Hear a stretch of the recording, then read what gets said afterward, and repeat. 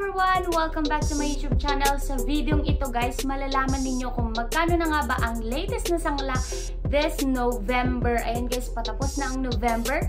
Pero ngayon ko lang kayong naisipang i-update. Ayan, so kaya sa mga may planong magsangla dyan or may planong mag-let go na ng kanilang mga alahas, para sa inyo ang video na ito. At kung bago ka lang dito sa channel ko guys, pindutin nyo na ang subscribe button and of course yung bell button para lagi kayong updated sa mga videos ko. Nag-upload ako regarding sa mga gold jewelries, price ng jewelries at mga kung ano-ano pang kaartehan. Again, it's me Crazy Tess. So wag na natin patagalin pa. Let's jump into the video guys. Ipapakita ko na sa inyo kung ano yung mga alahas na sinangla ko.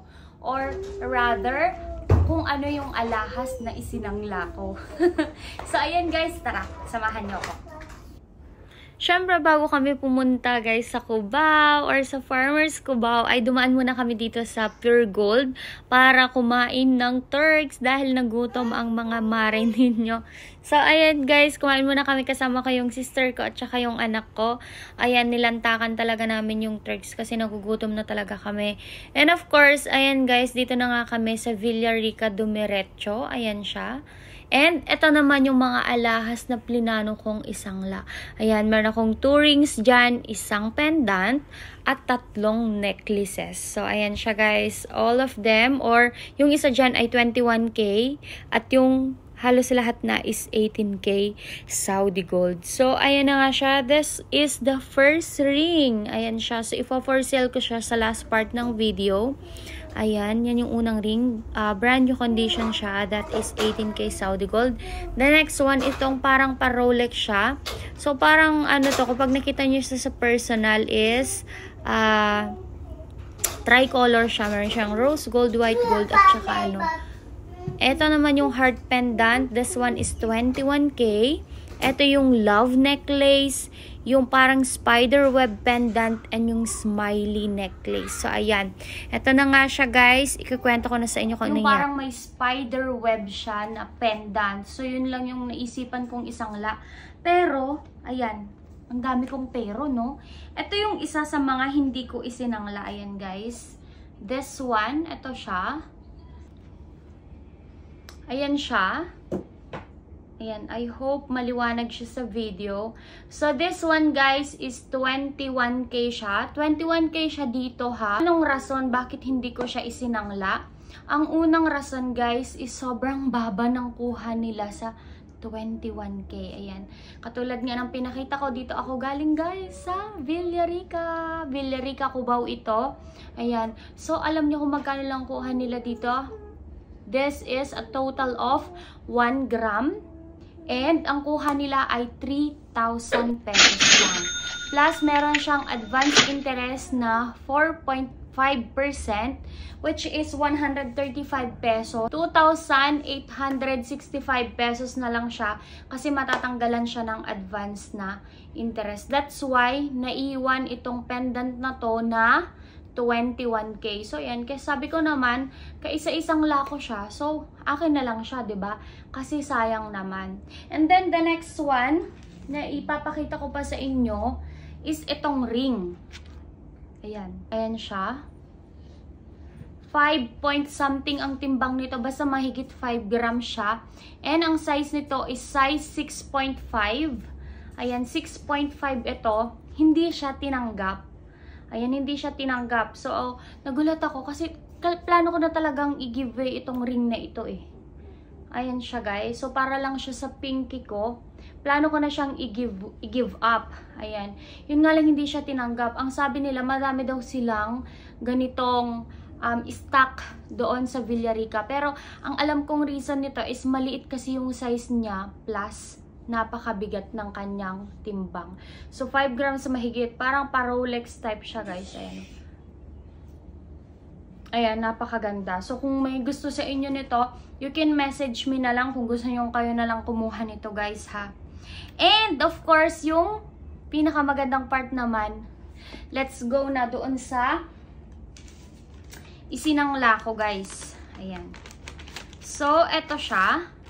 Ang sabi dito sa papel guys is total of 1.2 grams. Yung kwintas na pinakita ko ito siya guys ha.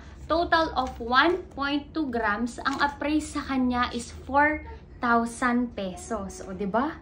18K yun ha, pero hindi, sa Villarica kasi guys, hindi nila sinasabi kung ano ang uri ng alahas mo. Basta ina-appraise lang nila yan. And then, kung 4,000 pesos ang kuha nila sa 1.2 grams, ang ibig sabihin, kinumpute ko siya, 3,333 pesos ang per gram nila. Pero ang alam ko talaga, 18K yung alahas na yun. Kasi ako bumili eh. It was 18K Saudi gold yun guys. At merong advance interest na 4.5 yung 4,000. So malilas yun ng 180 pesos. Bale ang maiuwi ko ay 3,820. Ayan. 8,820. 3,820. So, parang pagkukumputin mo yung 3,820 divided by 1.2. Nasamid ako, guys.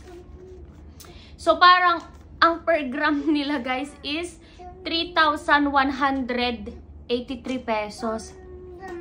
My gosh, ang taas. Parang brand new nila kinuha yung set na sinasabi ko sa inyo. Kaya, yun lang yung ginivay ko na talaga. Yun na yung binigay ko. Sabi ko, okay na, it's a good deal. So, binigay ko siya. So, ang naiuwi ko is 3,820 pesos. So, ganun po yung, ano, yung price update ng sangla sa Villarica, ha. Basta yung 21K ko, kinukuha lang nila ng 3,000 pesos per gram. Tapos, may advance interest pa. Tapos, dito naman sa 18K na inaasahan ko na yun sana yung mas mababa. Kinuha nila ng 3,333 pero may advance interest. Kaya naging 3,183 na lang ang per gram. Pumunta ako sa iba pang pawn shop. Pumunta ako sa Cebuana. Ayan guys, so saglit lang ako. Ang pina-appraise ko naman doon is yung kaninang heart na pinakita ko sa inyo. Ang appraise naman nila is 3,300 pesos. Okay, mataas na siya. Ang problema nga lang guys, meron silang tatanggalin na 5%. Ayan, dito din to sa Cubao ha. 5%. And then, meron pa siyang insurance. Parang meron pa siyang insurance. So, parang ang maiuwi ko na lang yata is, sabi nila, parang 2,800. Magkano na ba yun? Basta parang 2,950. Ganun na lang natira, guys. 2,950. Okay na sana ako dun sa parang, ano lang tatanggalin eh, yung 5%. Pero, mandatory daw kasi yung advance na insurance or yung insurance nila. So, hindi ko alam ba't ganun sa Cebuana, no? May mga percentage silang tinatanggal na mandatory talaga. Hindi siya gaya ng ibang pawn shop. Ayan, pero okay naman yung appraisal nila ng 21K dahil 3,300 po ang per gram. Pero of course, mas panalo pa rin si Villarica. Yun yung ating latest na sangla update. So meron ako ditong ipapakita sa inyo. Instead sana na dadalhin ko ito sa pawn shop, ay naisipan ko na lang na ibenta siya. Ano? Kasi nga, para wala na siyang advance interest. Ayan. For the first item guys, kung may gusto sa inyong bumili, yung first item natin is ang ating smiley necklace. Ayan siya guys. Dainty lang po ito ha. And super lightweight lang siya. I have 3 pieces pa yata nito. Nabili na yung iba. Ayan siya guys. Ito siya. Smiley siya. And pataw ko chain po yung kanyang chain. Ito po ay center pendant ha. Hindi siya napapalitan. Ang size po nito is 16 inches yata or 18 inches. I'm not sure guys. But, isuot na lang natin. 0.68 lang ang timbang nito. So, sobrang gaan, 'di ba? And, of course, pinapamain ko na lang to ng 3,100 per gram. Brand new ito guys ha. Ayan siya guys pag nakasuot. Lapit ko sa inyo. Ayan. So, sa may gustong mag-mine nito, i-message lang ako dito sa Crazy Tess Vlogs na Facebook page ko, guys. So, ayan. Pwede nyo akong ma-reach doon. Nagpapa-shipping tayo nationwide, guys, ha. Pero, payment first policy po tayo. Ayan. Legit naman ako. So, wala na kayong dapat ikakaba. Kapag peke tong alahas na nabili ninyo, edi, ibalik natin, di ba? Ibalik natin yung bayad nyo. Pero, 100%. This is, ayan, tunay na tunay po ito. Ayan. For the next item guys, meron pa dito itong ating love necklace. Ayan siya. Itong ating love necklace. Ayan. Meron naman itong 0.95 na timbang. So ayan, plano na ako mag-upload ngayon kasi next week magtataas yung price ng gold. So gusto ko ihabol. Ayan siya guys. 0.95 lang siya. So i-compute na lang natin. Ayan. Ang hina ko kasi sa math. Ako lang ba mahina sa math, guys? Ako lang ba? So, ayan, isusulat ko na lang siya dyan. Love necklace. Again, this one. What do you think? So, mamili na lang kayo. Again, ha? 3 pieces pa sa ating smiley necklace. And then, ito, 2 pieces na lang yata. Kulit ng anak ko. 2 pieces na lang siya. Ayan siya, guys, ha? I-flex ko na siya sa inyo. Ayan. So, sa mga may gustong mag-mine, again, i-message nyo ako dito sa Crazy Tess Vlogs. Mura-mura na lang to guys. As in, super mura na. This is brand new. Ayan. And a very good condition. 18K Saudi gold po siya. So, for the next item naman guys, ito. This is also 18K Saudi gold. Ayan, or pre-love siya. So, ayan siya guys. So, sa may gusto nito, i-mine nyo lang din ito. I-message lang ako. Sure na sure ito 100% na 18K Saudi gold. So, ayan. Yun lang guys yung ating i-flex for today. Ayan. Kaya sa mga may gustong magsangla or bumili ng alahas, bumili na kayo ngayon. Kasi, this coming January, 100% tataas po yung price ng gold. So, ayan, diba? So, it's a very good investment. Alam nyo ako, kahit na hindi ko naman sila kailangan, kung meron akong nakatabi dyan, binibili ko lang talaga sila. So, ayan guys, yun lang yung ating i-share for today's video. Kung nagustuhan nyo ang video na ito, i-click nyo lang yung like button. And of course, i-follow nyo din yung aking Facebook page, Crazy Tess Vlogs. And yung aking Instagram page na Crazy Tess Vlogs din. So, hanggang dito na lang guys. I-comment nyo lang dyan sa baba kung may mga questions ba kayo regarding gold.